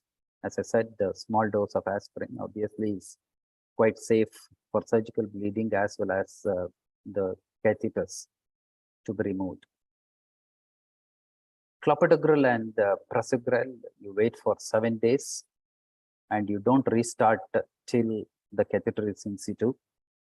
But once the catheter is removed post-surgically, you can restart the clopidogrel or any of thienoperidines within the 2 hours, because as I said, a oral non-loading dose will not increase the plasma levels to that level to cause bleeding. But ticlopidine, you have to wait for 14 days before you attempt a regional anesthetic technique. Again, you should not restart when the catheter is in situ. GP2B3A inhibitors for Ebsiximab, you have to wait for 48 hours, and eptifibatide, you have to wait for 8 hours, and tirofiban 8 hours.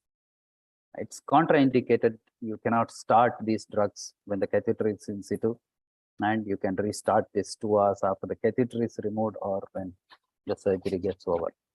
Thrombolytic agents, alteplase, full dose for stroke or MI, etc. 10 days, you are not going to attempt regional anesthesia, and you will not restart it when the catheter is in situ. Another 10 days, you don't restart the drug after the surgery or catheter removal. 2 milligram dose, which is a small dose, it can be given. There is no time restrictions basically. And maximum dose is about 4 milligrams in 24 hours. Can be safely used, and you can still go ahead and do regional techniques. Apixaban, the new agents, it's unknown for the neuraxial procedures, but you hold for about 48 hours, and then you do the central neuraxial blockades or the surgery. Finally, a bit on the CHADS2 scoring.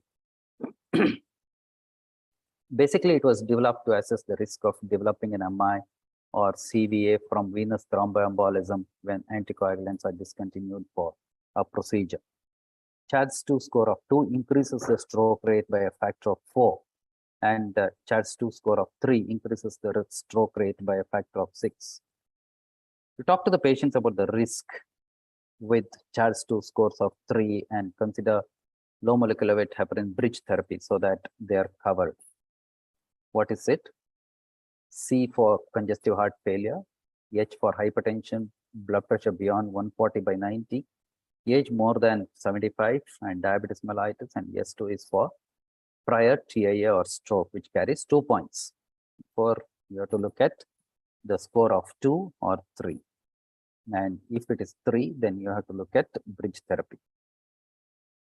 And how do you do the bridge therapy? If the CHADS score is 0, you can look at only aspirin, 0 or 1.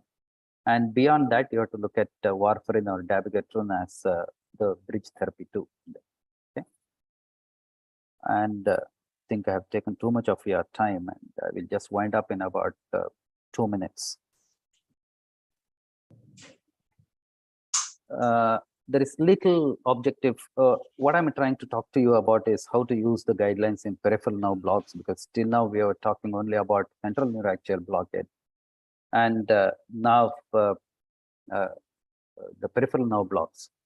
There is little objective information available regarding the frequency and outcome of hemorrhagic complications after peripheral nerve blocks. And if at all, and the ASRA guidelines of 21 includes a summary of 32 case reports of patients having severe hemorrhagic complications after PNBs and have observed the following trends, and it's worth knowing. Patients suffering from neurological deficits all completely recovered within the 12 months. But the 12 months would be kind of a hell for the patient as well as the anesthetist, because you will be fearing litigation at all times. Patients requiring hospitalization after developing complications had a prolonged stay, obviously. And complications in anticoagulated patients resulted more from blood loss than from neurological damage. Okay. And deep plexus like lumbar plexus block or deep peripheral blocks like sciatic nerve blocks carried a higher risk. And there was often no evidence of vessel trauma. And especially when you do these blocks under ultrasound guidance, obviously, it's very rare that you will hit a vessel and then puncture. The patient generally bleeds because the patient has been on blood thinners. Just to conclude, while these guidelines are important, individual patient and procedural factors should be considered. And the laboratory values and adherence to ASRA guidelines are not the only relevant factors to consider for preventing hematomas.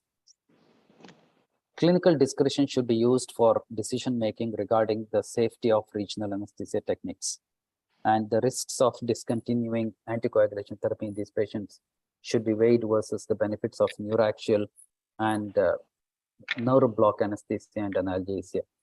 Ultimately, whatever I said in the beginning holds good even at the end. Ultimately, you have to provide safe anesthesia to the patient, and when patient is safe, you also remain safe. And how it is done is you have to follow the guidelines, you have to follow the evidence-based practices. As long as you're stuck to ASRA guidelines, I think you will be saved. Whatever you do has to have a reference in a book, and I think you will be quite safe there. All right. And yeah, there is some signal for me to end. Thank you very much for the patient hearing. And I know it has been a little too long lecture, but thank you. Thank you very much. Thank you, sir. Thank you very much for the very nice lecture, sir. There are some questions from the chat box, sir. Sir, before moving into the questions, there is a question like how to get these guidelines. Shall I answer that, sir? Okay, sure. So actually, there is an app from ASRA in Google Store, Play Store. So actually, I got it some 5 or 6 years back. That time they were charging somewhere around 200 rupees. I don't know how much it is now, but that gives exclusively about all these guidelines in a simple way that we can refer from the theater itself. Like it shows for all interaxial block, superficial peripheral nerve block, deep block, yes. And for the patient who is an anticoagulant, anticoagulated parturients, and when to stop and when to restart the. It was looking very simple. So for the postgraduate, I think that will be more useful to download the app and remember all, because remembering all the numerics is a little bit difficult. Yeah. Correct. Sir, and regarding that pain intervention, somebody has asked about the low risk and the high risk procedures. The low risk procedures in pain medicine are peripheral nerve blocks and musculoskeletal injections and trigger point injections, while all spine interventions, including your epiduroplasty or DRG, gyphoplasty, all those things come under high risk procedures. And our intermediate risk procedures includes all our sympathetic blocks. You have mentioned all those. Yeah. Yep. Sir, when to start loading dose after single shot spinal anesthesia? Loading dose of yeah, obviously, I know. It all not only depends on the single shot spinal, it also depends on the surgical procedure. If the surgery, you don't expect any further bleeding, we can always restart the as I repeatedly mentioned about the clopidogrel part, where the loading dose should not be. This question is on the loading doses, right? Loading dose, sir. Loading dose. It's you always wait for at least 48 hours before you give the loading dose. Otherwise, the regular dose of clopidogrel can be started immediately post-operative within the 12 to 24 hours. Otherwise, you have to wait. Sir, will there be any change in the time interval of stopping the drug and the patient is having renal insufficiency? Yeah, basically in renal insufficiency, most of the anticoagulants or fibrinolytics, their excretion is delayed. Therefore, if the creatinine clearance is less than 30 ml, then I think you have to delay it at least by 25 to 50% of the time. Like clopidogrel, if you stop for 5 days and then operate, there you have to wait for 7 days or beyond. Sir, you mentioned about the platelet function testing. So how to do that platelet function testing? The qualitative tests are done by most of the laboratories. You ask for the qualitative testing, they will give you the quality, how many percentage of platelets are functional and dysfunctional. And then you can, the surrogate testing is also about the clotting, how well and fast they clot. Sir, regarding reversal of antiplatelet agents, particularly when the patient is posted for emergency laparotomy, dual antiplatelets, is there any way to reverse the antiplatelet effects? No, you can. That's a little. You are taking a little bit of a risk and going in that reversal and trying some platelet infusion and FFPs. I'm not very much in favor, but you take a little bit of a risk and go in. See, for example, the NHS has changed the practice of managing the hip surgeries. When emergencies come in, basically nowadays they don't wait. The on arrival blocks, and if the patient is on a single antiplatelet, either high dose aspirin or say clopidogrel or the congeners, they look at traumatic spinals and then go in and do the surgery. It's a question of risk versus benefit. How much benefit you are going to give to the patient by doing an surgery, emergent surgery. Similarly, if the laparotomy is really emergency, you can as well go in and do the laparotomy. You don't have to worry too much about the bleeding. Then there are few people who practice this platelet transfusions and the platelet rich plasma. I don't know. That might work, but anyways, in a day, about 10 to 15% of platelets are regenerated. Therefore, maybe you can. Sir, any role of low dose methylprednisolone in this reversing the antiplatelets? I don't know. Edward has to tell me. No, actually, there are some studies where they have shown that the low dose of methylprednisolone, especially in neurosurgical patients with those who are on anti-clopidogrel, they have reversed it with low dose, 25 milligram of methylprednisolone to reverse the antiplatelet effects. And there are some Is there any studies, sir? Low dose prednisolone reversing the. No, I saw some case reports, sir. Very recently, we discussed this. It has been done, sir. And some role is there for desmopressin also for reversing this antiplatelet effects. Wow. Desmopressin they use routinely use. Yeah, that is used, but for cranial intracranial bleeding they use desmopressin. No, it has some antiplatelet. It has some antiplatelet effects. It seems reversing the antiplatelet effects. No, I'm talking about the methylprednisolone. It's interesting. Okay. Yes, sir. Okay.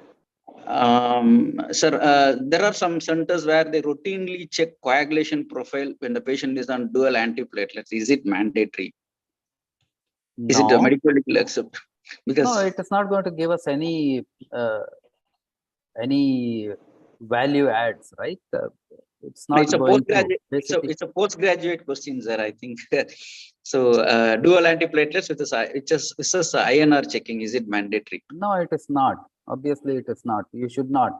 Rather, there is no point in doing it because INR is not going to be affected much there. If the patient is on warfarin, obviously I agree. But here, there is no point in doing an INR. Sir, there are some questions to Kannan, sir. Sir, related to Kannan, sir. Yes, sir, intrathecal fentanyl causing itching. So, what is the line of management in that intrathecal fentanyl induced itching? Yes, I have seen. Am I audible? Yes, sir. Yes, sir. Yes, sir. You are audible, sir. I have been seeing this in labor analgesia and all that. And it is only a short-lived one. It is a short-lived one.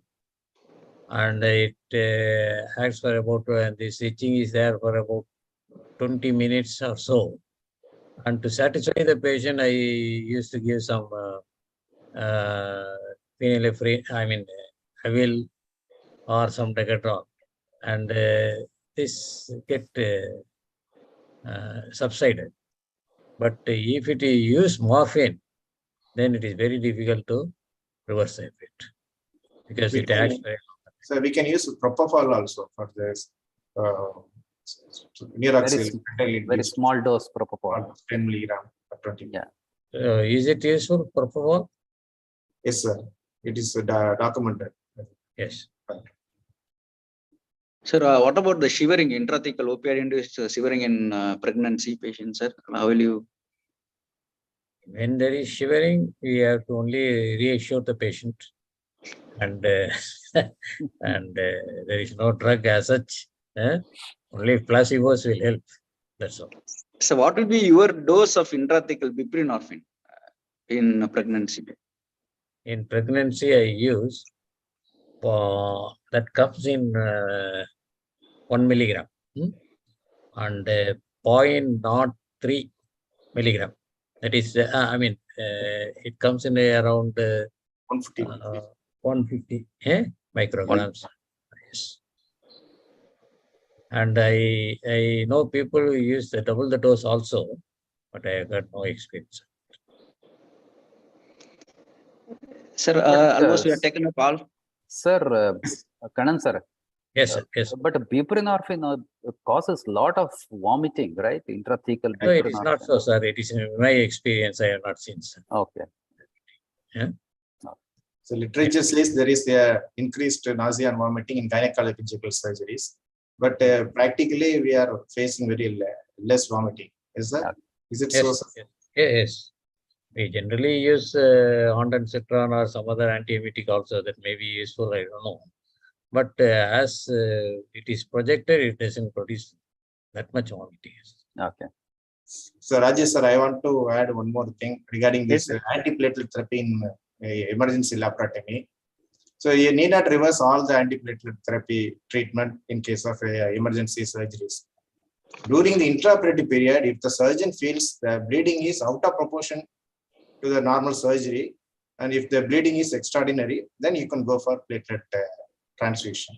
That's what the expert opinion says. Am I correct, sir? Yeah. Right. Sir, I have a question. Sir, I have a question. Actually, very recently, we had a case scenario, 54-year-old female patient who underwent double mitral valve replacement, and she was on warfarin. Earlier, she had proximal humerus surgery. They have done surgery under supraclavicular brachial plexus block. So it was fine. The next time she got admitted with the patella fracture, and it was done in a private hospital outside. They stopped warfarin for 5 days. They checked INR. INR was 1.2 on the day of giving spinal, but post-operatively, patient developed paraplegia. On evaluation, it was a spinal hematoma. So it was detected after 6 hours, and we couldn't. We did the surgery, but we couldn't get the results back. So how can we substantiate here? Like, will our guidelines be helpful when it goes for medical legal aspect here? Because it was stopped, warfarin was stopped for 5 days, and INR was 1.2 on the day when they gave spinal. Even if you look at historical or retrospective data collections, no, Rajesh, not all the patients have been on antiplatelets or anticoagulants. There were a few patients not on anticoagulants. Still, they developed spinal canal hematoma. Therefore, that is a known complication of a spinal anesthetic.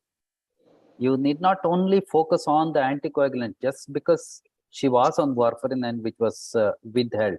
INR would have been normal there. Therefore, it need not be just because of that. I listed out the causes, right? One of them is the difficult spinals. When the anatomy of the lumbar spinal is difficult, then multiple punctures. Obviously, somewhere you would hit a vessel, and then that is the classic teaching also, right? One of the reasons for epidural hematomas is multiple punctures. Would have hit a vessel somewhere, and it's very likely to hit the vessel. We need not only focus on the anticoagulants the patient is on. It is a known complication. Okay, sir. Thank you. Is there any other question, sir? Edward, sir, if the session is, there is no questions, we can end up the session. So very good and energetic discussion today. I'm sorry, I took a little longer. No, sir. I thought it's an exam question for the postgraduate. So we have covered extensively. That is No, if Very anybody good. wants, I can share the PPTs. Okay, sir. Yeah. People will ask for the presentation. Yeah, I will give the PPTs. Okay. Thank you so much, sir. Okay, sure. Thank you, Kannan sir. Thank you, Mansur sir. We had a wonderful session today. Thank with you, sir. elaborate discussion also, sir. So Thank you. with that, we come to the end of this session. I Yeah. thank the Acrola, the A1Logics, and the Anaesthesia TV also. With that, we come to the end of the obstetric anesthesia series today, and we will start a pediatric anesthesia series from next week onward. Thank you, and again, and we will meet next week. Thank you. Thank you, sir. Thank you. Thank Thank you. you. Sir. Thank you. you. Shall I log out, Rajesh? Yes. Yes, sir. Thank you, sir. Thank you. Edward, bye-bye.